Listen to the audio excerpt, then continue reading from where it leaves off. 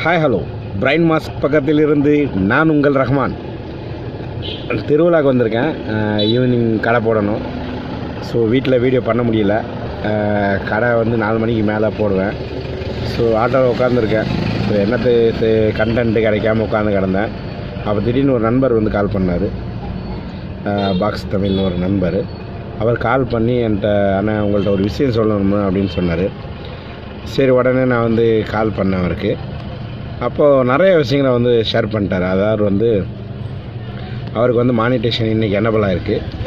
ஏதாவது ஒரு கங்க்ராச்சுலேஷன் சொல்லியிருந்தேன் அவருக்கு. என்னென்னு கேட்டிங்கன்னா, நிறைய யூடியூபர்ஸ் வந்து சொல்லுவாங்க உங்களுக்கு காப்பிரைட் ஸ்ட்ரைக்கு காப்பிரைட் கைட்லைன்ஸ் வந்துருச்சுனாலே வந்து மானிட்டேஷனில் வந்து நிறைய ப்ராப்ளம் உண்டாகும்.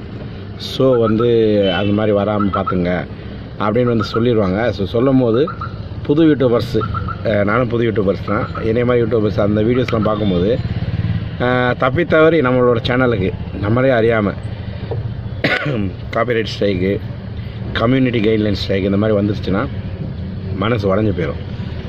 ஸோ அந்த மாதிரி அவர் மனசு உடஞ்சி போயிருந்தாராம். அவருக்கு கிட்டத்தட்ட 2 கம்யூனிட்டி கைட்லைன் ஸ்ட்ரைக் வந்திருக்கு.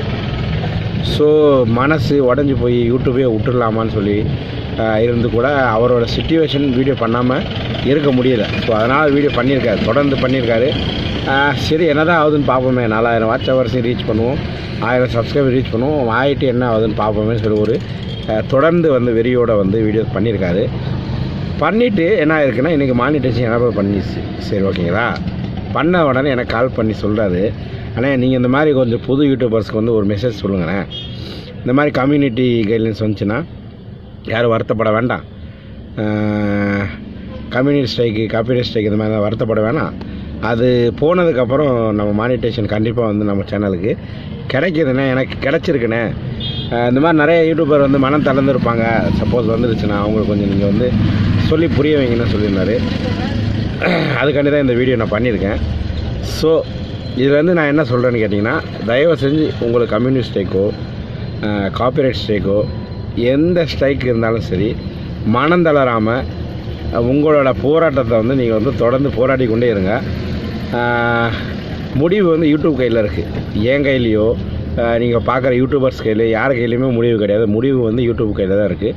அது நல்ல முடிவாக இருக்கலாம், கெட்ட முடிவாக இருக்கலாம். அதனால் முழுக்க யூடியூப்பை மட்டுமே நீங்கள் நம்புங்க.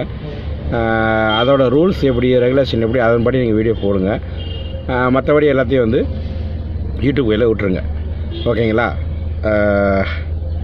வேறு என்ன, இந்த வீடியோ இவ்வளோதான். இந்த வீடியோவில் அந்த நண்பருக்கு ஒரு கங்க்ராச்சுலேஷன் சொல்லிடுங்க, பாக்ஸ் தமிழ். அவ்வளோதாங்க. வீடியோவில் இந்த மெசேஜ் சொல்லிட்டேன். வீடியோ பிடிச்சிருந்தா லைக் பண்ணுங்கள், ரொம்ப பிடிச்சிருந்தா ஷேர் பண்ணுங்கள், மறக்காமல் சப்ஸ்கிரைப் பண்ணி பக்கத்தில் உள்ள பெல் ஐக்கானை கிளிக் பண்ணுங்கள். அப்போ தான் நான் அடிக்கடி போடுற வீடியோவை நீங்கள் மிஸ் பண்ணாமல் பார்க்க முடியும். பிரைன் மாஸ்க் பக்கத்திலிருந்து நான் உங்கள் ரஹ்மான்.